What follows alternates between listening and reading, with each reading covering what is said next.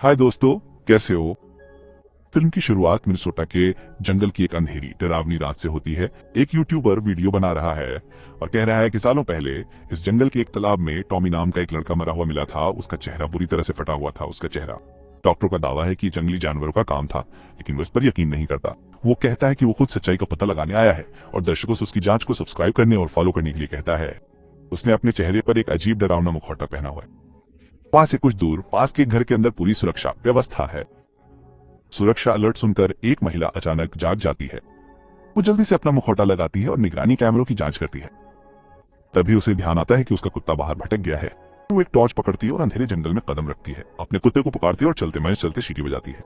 कुछ मिनटों के बाद उसे अपने कुत्ते का कॉलर जमीन पर पड़ा हुआ मिलता है। इससे पहले कि वो कुछ समझ पाती, एक भयानक अचानक छाया से बाहर आता है और उस पर हमला करता है। अगली सुबह उसका बेजान शरीर जंगल में पाया जाता है। उसका चेहरा बुरी तरह से फटा हुआ है, बिल्कुल टॉमी की तरह। इस बीच हम महिला की बेटी एलिस से मिलते हैं, जो अपने प्रेमी चार्ली के साथ वॉशिंगटन में रहती है। दोनों एक साथ खुशहाल जीवन जी रहे हैं और एलिस एक पशु चिकित्सक के रूप में काम करती है। एक दिन उसे एक स्थानीय किसान का फोन आता है, जो कहता है कि उसका कुत्ता आक्रामक व्यवहार कर रहा है। एलिस उसे देखने के लिए खेत में जाती है और कुत्ते को बेहोशी की गोली देने की तैयारी करती है, लेकिन इससे पहले कि वो कुछ कर पाती, कुत्ता अचानक उस पर झपटता है और हिंसक रूप से गुर्राता है। ठीक समय पर किसान आगे बढ़ता है और कुत्ते को गोली मार देता है, जिससे उसकी जान बच जाती है। एलिस घबरा जाती है, खेत से चली जाती है, लेकिन तभी उसे एक फोन कॉल आता है जो सब कुछ बदल देता है। फोन करने वाले ने उसे बताया कि उसकी मां का शव जंगल में मिला है। हैरान और भयभीत होकर एलिस अपना फोन गिरा देती है। उसका पूरा शरीर कांपने लगता है।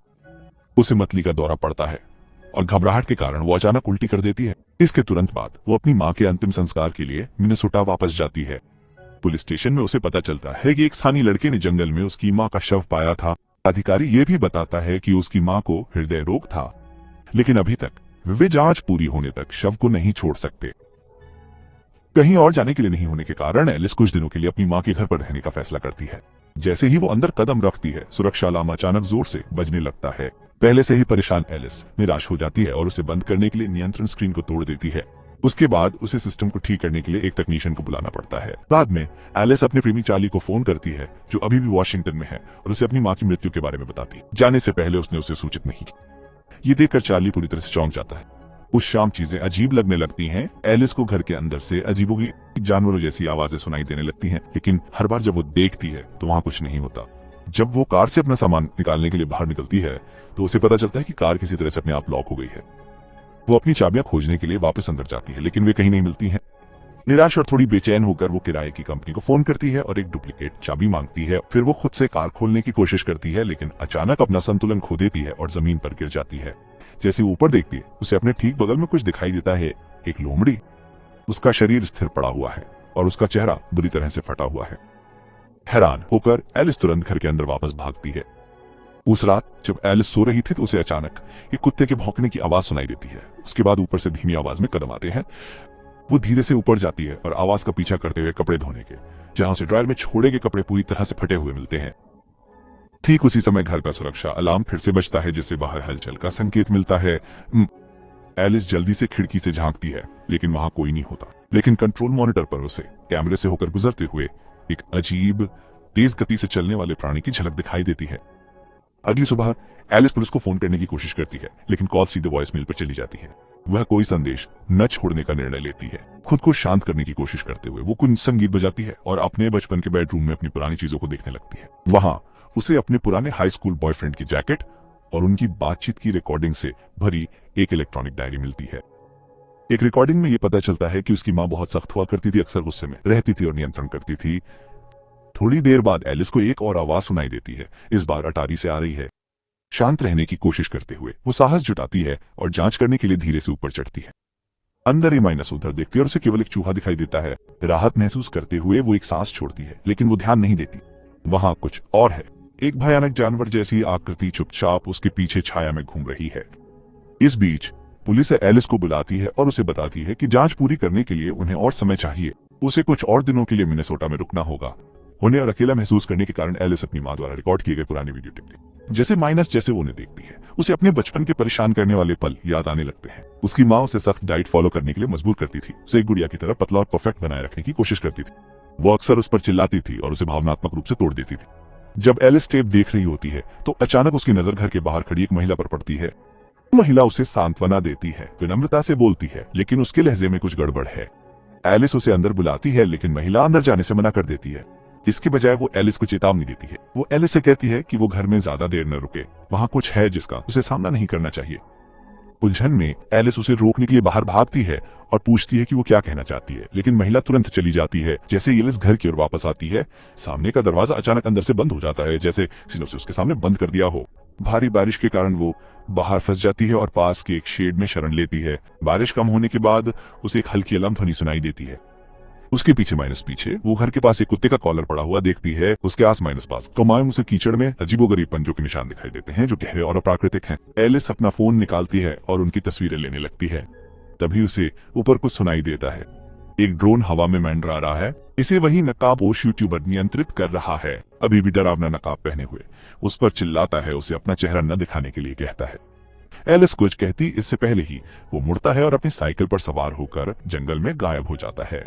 जब एलिस फिर से कुत्ते का कॉलर उठाती है तो उसे कुछ अजीब दिखाई देता है। जैसे ही वो संपत्ति की सीमा से बाहर कदम रखती है, उसे अचानक बिजली का झटका लगता है। तभी उसे याद आता है कि उसकी माँ ने सालों पहले कुत्ते को भागने से रोकने के लिए एक अदृश्य बिजली की बाड़ लगाई थी।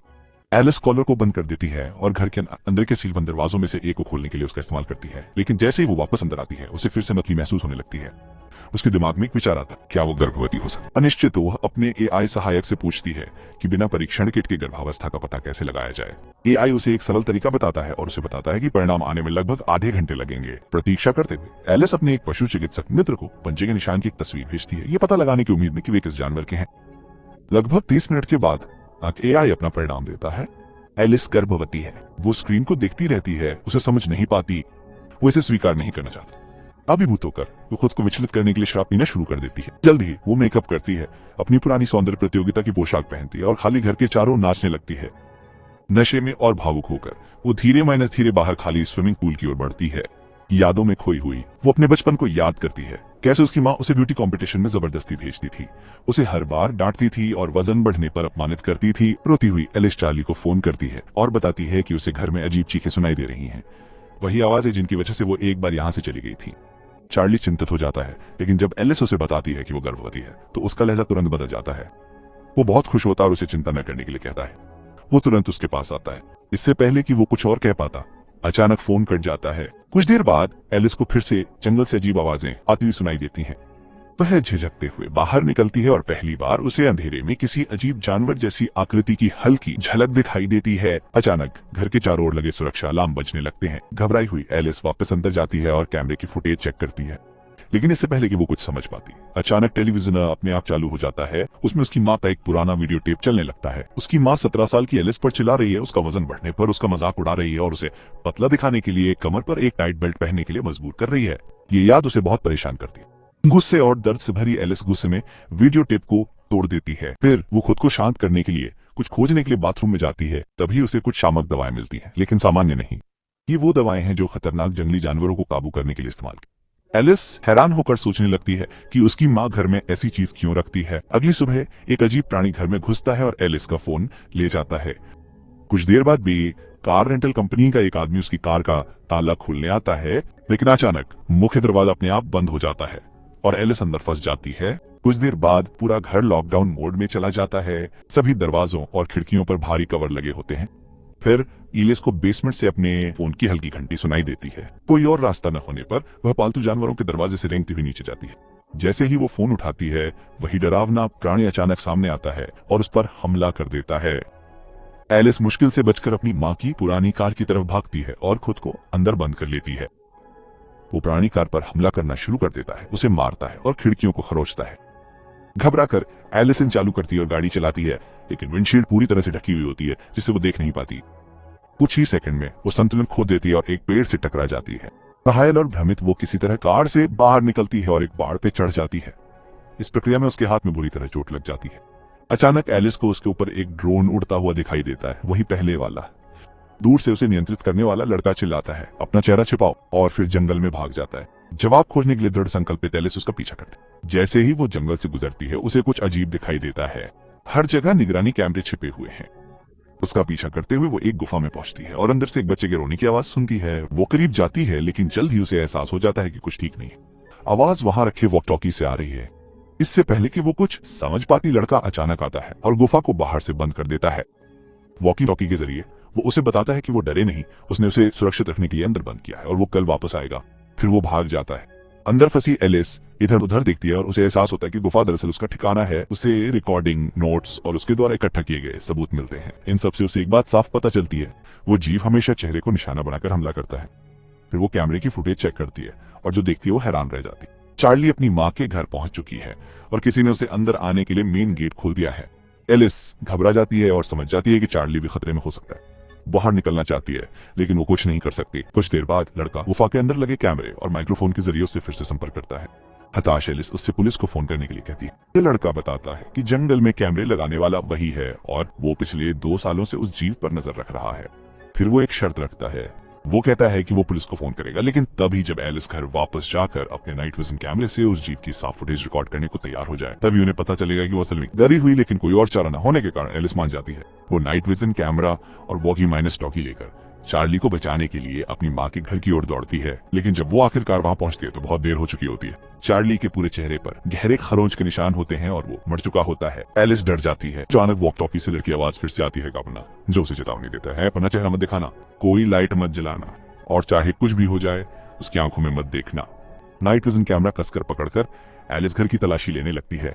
अचानक अटारी का दरवाजा अपने आप खुल जाता है, लेकिन वो ऊपर जाने से डरती है। घर में हल्की गुर्राहट गूंजती है और कैमरे की बैटरी कम होने से तनाव बढ़ता है। घबराई हुई एलिस बाहर निकलने का दूसरा रास्ता ढूंढने की कोशिश करती है, लेकिन मुख्य दरवाजा फिर से बंद हो जाता है। उसे एहसास नहीं होता कि वो प्राणी उसके पीछे है और अंधेरे में चुपचाप बैठा है।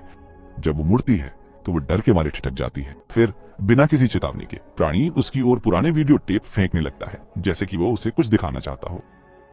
डरी हुई और कांपती हुई एलिस प्राणी को दूसरे कमरे में भागते हुए देखती है। उसी समय उसके कैमरे की बैटरी आखिरकार खत्म हो जाती है। घबराई हुई वो एक टॉर्च पकड़ती है, लेकिन उसे चालू न करने की चेतावनी भूल जाती है। जैसी लाइट जलती है, प्राणी दहाड़ते हुए उस पर झपटता है और उसे जमीन पर गिरा देता है। वो धीरे धीरे करीब आता है। फिर हमला करने के बजाय वो एक छोटा सा संगीतमय खिलौना निकालता है और एक धुन बजाता है। अजीब आवाजें निकालता है, ऐसा लगता है जैसे वो कुछ कहना चाह रहा हो। कुछ देर के लिए ऐसा लगता है कि वो प्राणी कुछ कहना चाह रहा है, लेकिन एलिस उसे समझ नहीं पाती। वो डर के मारे वहीं जमी रहती है। तभी अचानक बाहर पुलिस के सायरन की आवाज आती है। वो प्राणी तुरंत प्रतिक्रिया देता है और अंधेरे में भाग जाता है। कुछ देर बाद पुलिस घर में घुसती है और एलिस को बचा लेती है। अगली सुबह चार्ली की लाश को अस्पताल ले जाया जाता है, जबकि एलिस इस घटना से पूरी तरह से हिल जाती है। लेकिन उसकी माँ की एक बात उसके दिमाग में गूंजती रहती है, जो भी शुरू करो उसे खत्म करके ही छोड़ना है। सच्चाई जानने के लिए दृढ़ संकल्पित एलिस बचे हुए वीडियो टेप देखने लगती है। जो पता चलता है वो उसे चौंका देता। उस समय उसका वजन नहीं बढ़ रहा था, वो गर्भवती थी। उस दौरान भी उसकी माँ ने उसकी हालत को नजरअंदाज करते हुए उसे ब्यूटी कॉन्टेस्ट की ट्रेनिंग जारी रखने के लिए मजबूर किया। दबाव और भावनात्मक शोषण बढ़ता ही जा रहा था। आखिरकार एलिस ने एक बच्चे को जन्म दिया, लेकिन सदमा इतना गहरा था कि वो उसे भूल ही गई। उसकी माँ ने बच्चे को चुपके से घर में कहीं छिपा दिया। ये यादें वापस आते ही एलिस की मानसिक स्थिति फिर से बिगड़ने लगती है और उसे तुरंत अस्पताल ले जाया जाता है। लेकिन रास्ते में कुछ ऐसा होता है जिस पर किसी का ध्यान नहीं जाता। वो प्राणी चुपचाप एम्बुलेंस में चढ़ जाता है। उसी समय नकाबपोश यूट्यूबर एलिस के घर के तहखाने में घुस जाता है और एक वीडियो रिकॉर्ड करना शुरू कर देता है। वो अपने दर्शकों से कहता है कि अब उन्हें उस पर विश्वास करना हो। ये किसी जंगली जानवर का काम नहीं है। वो बताता है कि ये वो जगह है जहाँ प्राणी को सालों से बंद करके रखा गया था और डर और दर्द के कारण वो ऐसा हो गया। अस्पताल में एलिस अपने बिस्तर पर लेटी हुई है जब अचानक फायर अलार्म बजता है।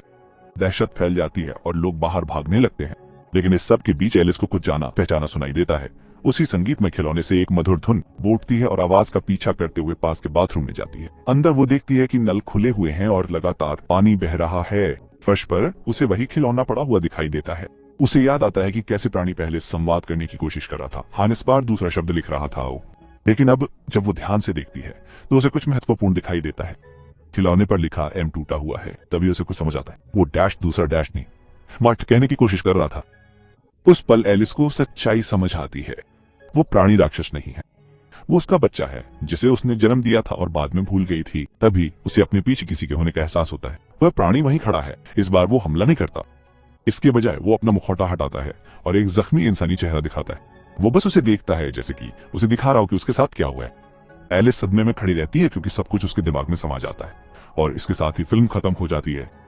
तो अंत में जिसे हर कोई जंगली जानवर समझ रहा था वो उससे कहीं ज्यादा दुखद निकला। वह प्राणी कभी राक्षस नहीं था, वह एलिस का अपना बच्चा था जो सालों के डर, दर्द और अकेलेपन से छिपा हुआ था। इस पूरे समय वो उस संगीत में खिलौने के माध्यम से उससे संवाद करने की कोशिश कर रहा था, माँ कहने की कोशिश कर रहा था, लेकिन वो पहले समझ नहीं पाई थी। और असली खौफ जंगल में नहीं था बल्कि उसकी माँ ने जो किया था। अगर आपको ये रिकैप पसंद आया तो लाइक, शेयर और प्लीज सब्सक्राइब करना न भूलें।